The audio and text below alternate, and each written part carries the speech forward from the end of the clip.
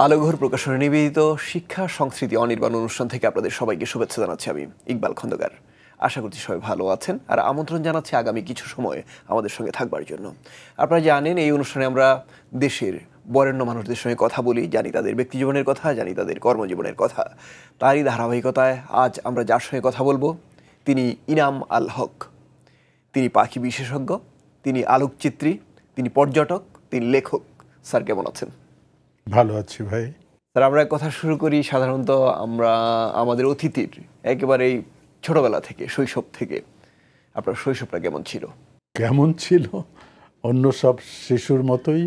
পার্থক্য যদি কিছু থাকে সেটাই বরং উল্লেখ করি। সেটা হলো যে আমি একটা পাড়াগাঁয়ে বড় হওয়ার সুযোগ পেয়েছি। তখন আমার মতো আরও অনেকেরই এই সুযোগ ছিল, এখন খুব কম মানুষেরই। এখন গ্রামও তো শহরের মতো হয়ে গেছে।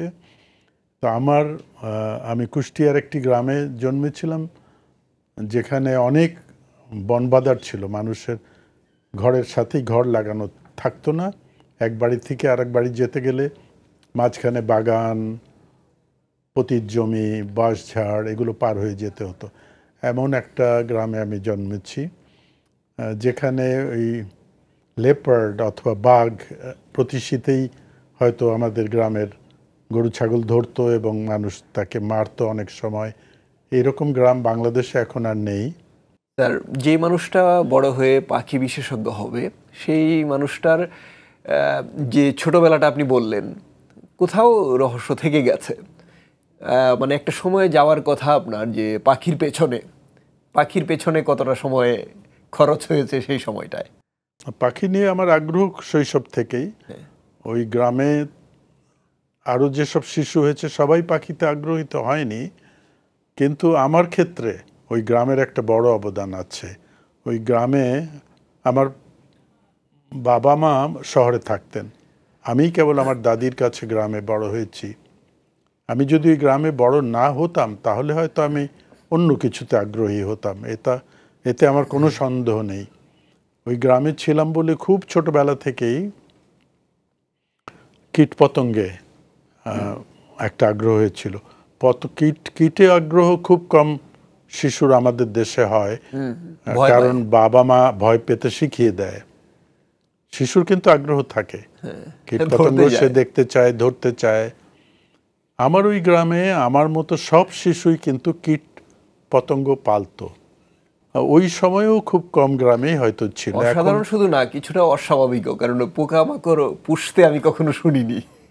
আমার গ্রামে, যেমন আমার গ্রামের মধ্যে একটা ছোট স্কুল যেখানে আমি পড়েছি, ওই গ্রামে নদীর পাড়ে, গড়াই নদীর পাড়ে, ওই গ্রামেও আমি ছোটবেলায় শ্যামা পাখি, শ্যামা আসলে নাম, লোকে শ্যামা বলে অনেকে, শ্যামা পাখি দেখেছি। শ্যামা কিন্তু গ্রামের পাখি নয়, গহীন বনের পাখি। কিন্তু আমাদের গ্রামটা এমনই ছিল যে ছোটবেলায় আমরা শ্যামা দেখতে পেয়েছি।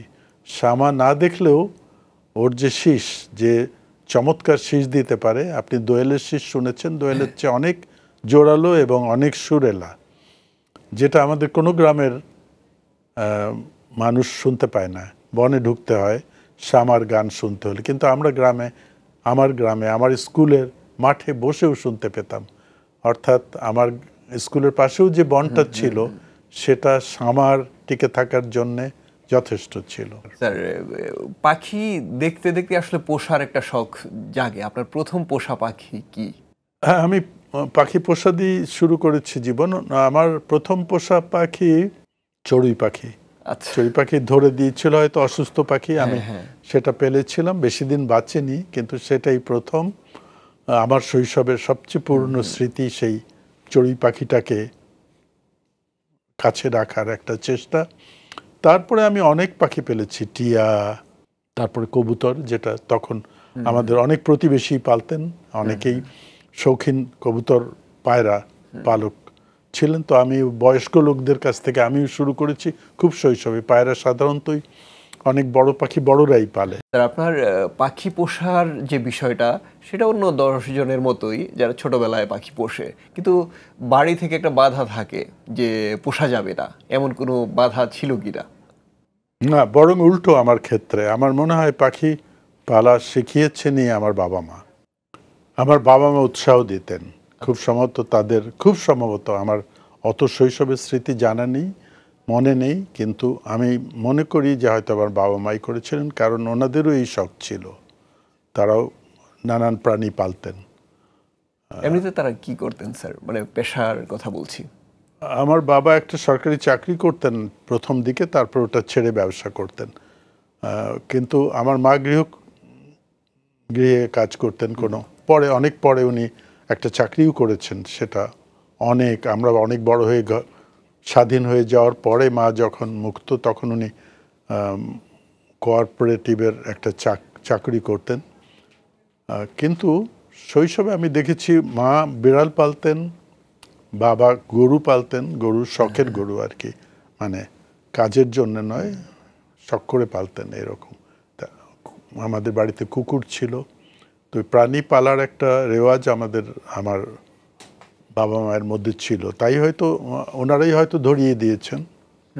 একটা শিশু তো কিছু নিয়ে ব্যস্ত থাকতে চায়, আর বাবা মাও তো ওকে ব্যস্তই রাখতে চায়, তো ওইভাবে বোধহয় শুরু হয়েছে যে।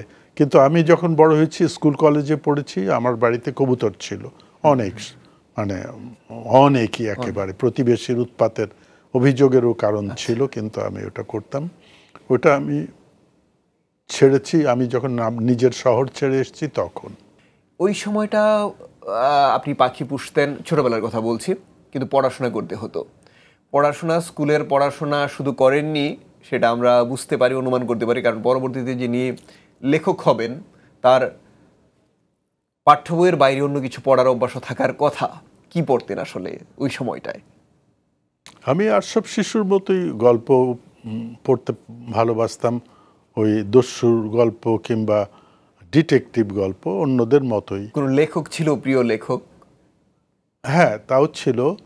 আমার একটা সৌভাগ্য ছিল, আমার মনে আছে ক্লাস 3-তে আমি প্রথম হয়েছিলাম, তো স্কুল থেকে আমাকে উপহার দিয়েছিল কয়েকটি বই। তার মধ্যে একটি ছিল টলস্টয়ের একটা শিশুদের জন্য লেখা, বাংলা অনুবাদ করা ছিল, নাম ককেশাসের বন্দি।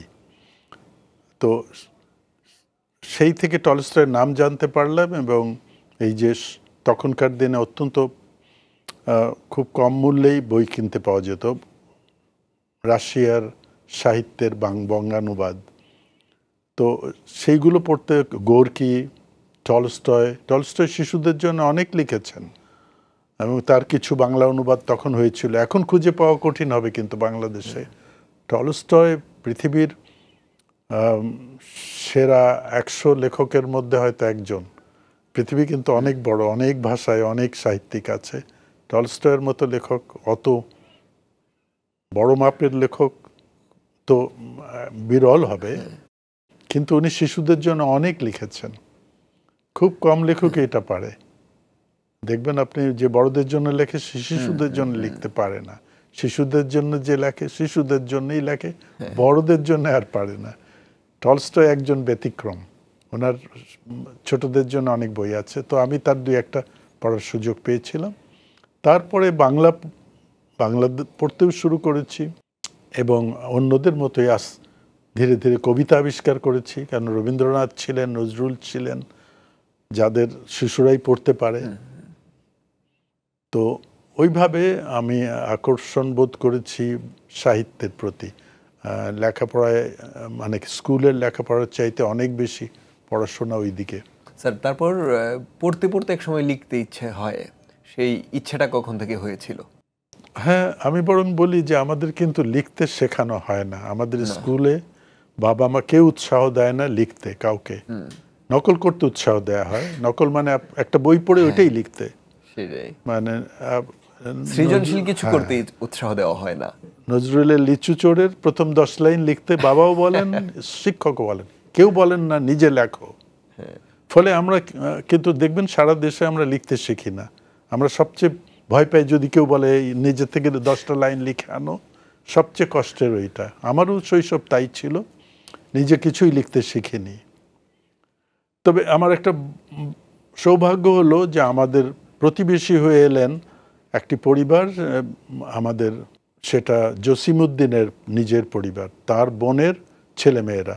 তো বোন মারা গেছে, তার 4টি ছেলে মেয়ে আমার বয়সী প্রায়, মানে আমি তখন ক্লাস 7-8 পড়ি, আমাদের প্রতিবেশী হলো।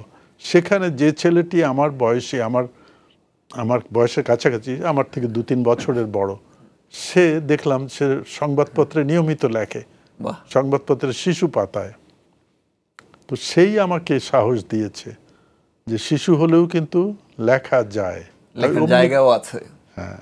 তো ওই রকম শিশুর লেখা কিছু না, নকল করেই লেখে। আমিও একটা নকল টকল করে একটা কবিতা লিখেছি, কিন্তু যেই আমি আমার নামের ছাপা দেখতে পেলাম সেদিন থেকেই আমি লেখক, তাই না? এই একটা বিশাল সুবিধে।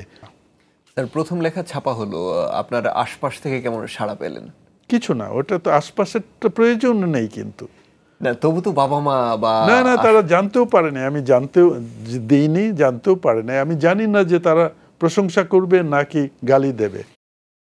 শিশুর জন্য দরকার যে তার নিজের নামটা ছাপা অক্ষরে দেখা, সেটা তো বাবা গালি দিলেও সেটা মুছতে পারবে না। সুতরাং ওইটা গুরুত্বপূর্ণ নয়, গুরুত্বপূর্ণ হলো একটা শিশুর জীবন একটা সুযোগ যে আমি লিখেছি এটা, আমি অন্যটা নজরুলের লেখা নকল করিনি। এই সুযোগটা আমাদের শিশুরা পায় না, একেবারে আজও পাচ্ছে না কেউ। মানে কোনো স্কুলের 1000টি শিশুর মধ্যে 10টি শিশু পায় না। 1000টি শিশুর প্রত্যেকের পাওয়ার কথা, তাই না? যে একটা সুযোগ যে সে লিখেছে, সেটা ছাপা হয়েছে, সে জানতে পারলো যে আমার লেখা, আমি লিখতে পারি। সেই সুযোগটা আমরা পাইনি। আমার বিরাট সৌভাগ্য যে আমার পাশের বাড়িতে এসেছিল বলে আমি খবরের কাগজে শিশু পাতা হয় সপ্তাহে একবার, সেখানে আমার সুযোগ হয়ে গেল আমার নাম দেখার। এটা বিরল সৌভাগ্য আমার বলবো। এবং আমার দুঃখ যে আমার দেশের শিশুরা আজও এই সুযোগটা পায় না। তারপর দ্বিতীয় লেখা, এই ধরনের লেখাই কি ছিল? মানে কবিতা ছিল নাকি অন্য কোনো বিষয়বস্তুর লেখা ছিল পরের লেখাগুলো? খুবই কম লিখেছি আমি শিশু হিসেবেও তো, কারণ কোনো লেখার কোনো উৎসাহ কোথা থেকে পাইনি, কিন্তু আমার শিক্ষকের কাছ থেকেও পাইনি, আমার বাবা মার কাছ থেকেও পাইনি কোনো উৎসাহ, প্রশংসা কিংবা কোনো কিছু।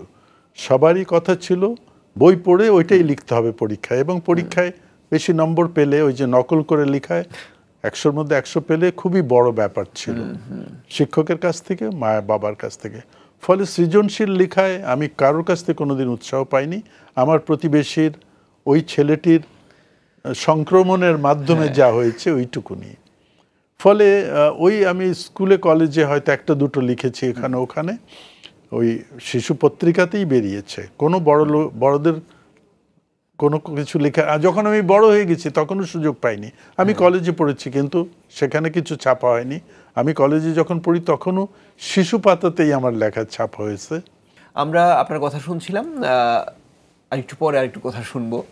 তার আগে একটা প্রসঙ্গ, আমাদের যারা পৃষ্ঠপোষক আলোঘর প্রকাশনা, তারা সারা দেশে বইমেলা করে, অর্থাৎ স্কুলগুলোতে, প্রত্যন্ত অঞ্চলের যে স্কুলগুলো আছে সেখানে বইমেলা করে। এই বিষয়টাকে আপনি কিভাবে মূল্যায়ন করেন বা কিভাবে দেখবেন? বইমেলা হলে খুব ভালো কথা, আমার কোনো সন্দেহ নেই, কারণ আমরা শৈশবে দেখিনি, এটা আমাদের সময় ছিল না। আমরা ওই স্কুলে 2-1টি বই, একটা ক্লাসে 10টা বই, একটা বইয়ে হয়তো 30-40 পাতা, ওইটা পড়েই আমাদের শিক্ষা সম্পূর্ণ। আমাদের বাবা আমারও প্রত্যাশা ছিল না যে এর চেয়ে বেশি কিছু পড়ি, আমার শিক্ষকেরও না। আমাদের স্কুলে কোথাও একটা লাইব্রেরি ছিল, আমি কোনোদিন দেখতে পাইনি, শুনেছি যে একটা লাইব্রেরি আছে তালামারা। আমাদের ওই যে তুচ্ছ পাঠ্য বই তথাকথিত, যেটা অত্যন্ত সংকীর্ণ, একটি ছেলে, চালাক চতুর ছেলে, ওই বইগুলো 2 সপ্তাহে পড়ে শেষ করে ফেলতে পারে। আমি প্রত্যেকটা বই প্রথম থেকে শেষ পর্যন্ত পড়ে ফেলেছি, বেশিরভাগ ক্লাসেই 2-3 সপ্তাহে। তারপরে কিন্তু ওখানে আগ্রহের কোনো জিনিস নাই, এগুলো সব জানা হয়ে গেছে। কিন্তু তারপরেও তো শৈশবে শিশুর আগ্রহ থাকে, সেটা মেটানোর কোনো সুযোগ আমাদের সময় ছিল না। এখনও খুব কমই দেখি, কমই স্কুলে পাঠ্য বইয়ের বাইরে অন্য কোনো বই পড়তে উৎসাহ দেয়া হয়, বাবা মাও না, শিক্ষক। তবে তারা বইমেলাটা অনেক দিন ধরেই করছে এবং ভবিষ্যতেও করবে। স্যার, এখন আবার আপনার প্রসঙ্গে যাই। আপনি গ্রামের পরিবেশ ছেড়ে ঢাকায় আসলেন, কিন্তু ঢাকায় সেই পাখি পশু এতটা নেই গ্রামের মতো। এই পরিবেশটা আপনার জন্য কেমন ছিল? আমি ওই গ্রাম থেকে খুব তাড়াতাড়ি কিন্তু একটা মফস্বল টাউনে এসে বড় হয়েছি। সেখানে কিন্তু পশু পাখি কম নয়, আমি ফরিদপুর শহরে বড় হয়েছি। যখন আমি স্কুলে এবং কলেজে পড়েছি তখনও ওই শহরে পশু পাখি অনেক, অন্তত ঘরের পাশ দিয়ে আপনি রাতে শিয়াল দেখতে পাবেন এমন ছিল। পাখি তো সব সময়। সেই না, ঢাকা এসছি আর তার আরও পরে, তখনও ঢাকা পরিবেশ অনেক ভালো। পাখির কথা যদি বলেন, এমনকি আজকের ঢাকায়ও আপনি 200 প্রজাতির পাখি দেখতে পাবেন। স্যার, এখন যদি আপনার লেখার যে বর্তমান অবস্থা বলতে যখন আপনার বই বের হতে শুরু করলো, প্রথম বইটা কত সালে শুরু হয়েছিল? প্রথম বইয়ের নামটা একটু জানবো। না, আমি প্রথম বই বেরিয়েছিল বাইলিঙ্গুয়াল, ইংরেজি, একই পাতায় ইংরেজি এবং বাংলা লেখা। তো ওটার টাইটেলও ছিল 2 ভাষায়। বাংলায় হলো নিষ্পাপ বাংলাদেশ, আর ইংরেজি হলো ইনোসেন্ট বাংলাদেশ। এটা ছিল ছবি, শিশুদের, আমি ফটোগ্রাফি করেছি কিছুদিন, শিশুদের ছবি দিয়ে, মূলত ছবির বই। সেটা 2004 সালে প্রথম বই বেরোয় আমার। পাখিদেরও আছে নাকি মন? স্যার, চমৎকার নামটা শুনলেই তো মানে পাখিরা যদি বই পড়তে পারতো, আমার মনে হয় যে প্রথমে বইটা টেনে নিত পড়ার জন্য, যে কি লিখেছেন তাদের ব্যাপারে। স্যার, এই যে পাখি বিষয়ে বই লেখা, রূপসী বাংলার পাখি আপনার আরেকটা বইয়ের নাম। স্যার, এই বইগুলো আসলে খুব সাধারণ যারা গল্প উপন্যাস পড়েন তাদের হাতে নেওয়ার কথা না, কিন্তু আপনি জানেন যে আপনার একটা বড় পাঠক শ্রেণী আছে, তারা এই বইগুলো পড়ে। মানে কোন পাঠকরা মূলত এই বইগুলো পড়ে? যাদের পাখির প্রতি প্রেম আছে তারা, নাকি সাধারণ পাঠকরাও পড়েন? না, পাখি নিয়ে কৌতূহল তো মানে বইগুলো বিশেষ করে পাখি নিয়ে কৌতূহল কিন্তু সাধারণ মানুষেরও আছে অনেক। পাখি অত্যন্ত জনপ্রিয় এক প্রাণী। ফলে যারা পাখি নিয়ে সামান্যতম কৌতূহল আছে তারাও হয়তো পড়ে। কিন্তু আমার যে খুব বিশাল পাঠক একটা গোষ্ঠী আছে তা তো নয়। খুব সামান্য তরুণেরাই বেশি পড়েছে কিংবা জানতে পেরেছে। আমি মনে করি যে পাখি বিষয়ক বই 2 বাংলা মিলে, পশ্চিমবঙ্গ এবং আমাদের বাংলাদেশ, 30 কোটি লোক এই ভাষায় কথা বলে। 30,000 বইও নেই, 30,000 বইও নেই, মানে 3,000 বইও পাখি নিয়ে পাবেন না। আমি যদি গত 200 বছরের সব তালিকা করি যে পাখি নিয়ে লেখা হয়েছে, 3,000 বইও টাইটেল পাবেন না। এটা অত্যন্ত লজ্জার কথা যে আমরা লিখিই নে। পাখিতে আগ্রহ আছে, মানুষ পড়তে চায়, কিন্তু লেখার মতো লোক নেই। ফলে আমরা 200 বছর ধরে 30 কোটি মানুষের জন্য 3,000 বই লিখতে পারিনি আজও। স্যার, আপনার প্রাপ্তি নিয়ে যদি একটু কথা বলি, বাংলা একাডেমি পুরস্কার পেয়েছেন, যেদিন জানলেন পুরস্কার পাচ্ছেন বা ঘোষণা হলো, সেদিনের অনুভূতিটা একটু জানবো। না, আমি খুবই লজ্জা পেয়েছি যে আমার মতো লোক বাংলা একাডেমির সাহিত্য পুরস্কার পাবে, এবং আমি নিশ্চিত জানি পেয়েছি এই জন্য কেউ লেখে না বলে। এই বিজ্ঞান বিষয়ক, আমি তো পেয়েছি বিজ্ঞান সাহিত্যে। বিজ্ঞান সাহিত্যে লেখক নেই বললেই চলে বাংলাদেশে। কয়টি বই আছে যে বিজ্ঞানের কোনো দিকে লিখেছেন? লেখা নাই। ফলে নিশ্চয় নিরুপায় হয়ে আমাকে দিয়েছেন। আমি নিশ্চিত যে বাংলা একাডেমি, যেহেতু প্রতি বছর তাদেরকে তো দিতেই হবে, এই যে একটা দিক আছে, ক্যাটাগরি। কবিতায় অনেক লেখক আছে, উপন্যাসে অনেক লেখক আছে, নাটকে অনেক লেখক আছেন বাংলাদেশে। ফলে সেখানে পুরস্কার দিতে হয়তো তাদের হিমশিম খেয়ে যেতে হয় যে এই 10 জনের মধ্যে কাকে দিই। আমার এই ক্যাটাগরি যেটা হলো বিজ্ঞান ভিত্তিক লেখা, এখানে তো কেউ লেখকই নেই। কোথায় লেখক? আপনি 10 জনের নাম করুন তো, পারবেন না। অর্থাৎ এই একটা শূন্য জায়গা যেখানে আমার 2-1টি বই আছে, আমি মনে করি আমাকে বাধ্য হয়ে দিয়েছেন, কারণ এখানে প্রতিযোগিতা নেই। স্যার, আমি একজনের সঙ্গে পরিচিত হয়েছি কিছুদিন আগে। তিনি রাস্তার যে কুকুরগুলো আছে, এই কুকুরগুলোকে খাবার দেয়, আদর করে, চিকিৎসা দেয়। কুকুরগুলো করে কি, তাকে দেখলেই ছুটে আসে। এখন আপনি যে পাখিদের নিয়ে লেখেন, পাখিদের ভালোবাসেন, আপনাকে দেখে ছুটে আসে কিংবা আপনাকে অন্যভাবে দেখে এমন কোনো স্মৃতি আছে কিনা? না, আমার দিকে ছুটে আসলে আমি খুবই অসুবিধায় পড়তাম, কারণ ছুটে আসাটা ভালো নয়, খারাপ, 2 পক্ষ থেকেই খারাপ। ছুটে আসা মানে নির্ভরশীলতার একটা ব্যাপার আছে। নির্ভরশীলতা তো খারাপ জিনিস, ভালো তো নয়, তাই না? বিশেষ করে সীমা ছাড়িয়ে গেলে অত্যন্ত খারাপ। বনের পাখিরা যদি আমার উপর নির্ভরশীল হয়ে যায়, তাহলে তারা কোথায় যাবে আমি মারা যাওয়ার পরে, কিংবা আমি অন্য জায়গায় চলে গেলে? ফলে নির্ভরশীল করা একে অন্যকে ভালো কথা নয়। আমরা বরং খুব সজ্ঞানে এড়িয়ে চলি, কিছুতেই যেন পাখিটা আমার অভ্যস্ত না হয়ে যায়, আমাকে দেখে যেন আগে যেমন ভয় পেত ভয়ই পেতে থাকে, তাহলে ওইটাই স্বাভাবিক। সে দূরত্ব বজায় রাখবে। আমার কাছে আসতে যদি সে অভ্যস্ত হয়ে যায়, সে আরেকজন লোকের কাছে যে হয়তো ওকে লাঠি দিয়ে মেরে ফেলবে। ফলে ধরুন আমি যদি একটা আহত পাখিকে ঘরে নিয়ে আসে, আমি অনেক সময় এনেছি এবং এক সপ্তাহ 2 সপ্তাহ পরে ছেড়ে দিব, আমি যদি সেই চেষ্টা করি, তাহলে কি করি? প্রথমে হলো আমাকে যেন ও দেখতে না পায়, আমার চেহারায় যেন অভ্যস্ত না হয়ে যায়, তাহলে ছেড়ে দিলেও তো ওর বিপদই ঘটবে। ওর বেঁচে থাকার প্রধান শর্ত মানুষকে তার ভয় পেতে হবে। সে মানুষকে ভয় পেয়ে দূরত্ব বজায় রাখে বলেই তো বেঁচে আছে। দূরত্ব কমালেই সে মরে যাবে। সেই জন্য একটা শাবক, একটা ছানা, পাখির ছানা যদি এনে আপনি পালেন, তাহলে আপনি মুখটা ঢেকে রাখবেন, আপনি খাওয়াবেন হাত দিয়ে, অথবা পারলে বরং ওর মায়ের যে মুখ, ওর বাবা মায়ের যে মুখ, ওইরকম কিছু আঙুলে পেঁচিয়ে তারপরে খাওয়াবেন, যাতে ও অভ্যস্ত হয়, ও জানে যে এটাই ওকে খাওয়ায়। কারণ ওর কাছেই তোকে ফিরে যেতে হবে, আপনি তো প্রকৃতি ছেড়ে দিতে চান। সেই জন্য যারা সত্যিই প্রাকৃতিক প্রাণীকে ভালোবাসে, তারা এটা করে যে কিছুতেই যেন আমাকে ভালো। আমরা অনেক সময় খুশি হই যে ও এসে আমার পায়ের আশেপাশে ঘুরছে, এটা বুঝি ভালো? মোটেই ভালো না, দুই পক্ষের জন্যই খারাপ। ফলে আমরা বরং ওই দূরত্ব বজায় রাখাটা অত্যন্ত গুরুত্বপূর্ণ বলে মনে করি। স্যার, আমরা শেষ করব, সময় শেষ। আপনি অনেক অনেক ভালো থাকবেন। আপনি ভালো থাকলে পাখিরাও ভালো থাকবে, সেই বিশ্বাস আমরা করি। আপনার জন্য শুভকামনা। ধন্যবাদ।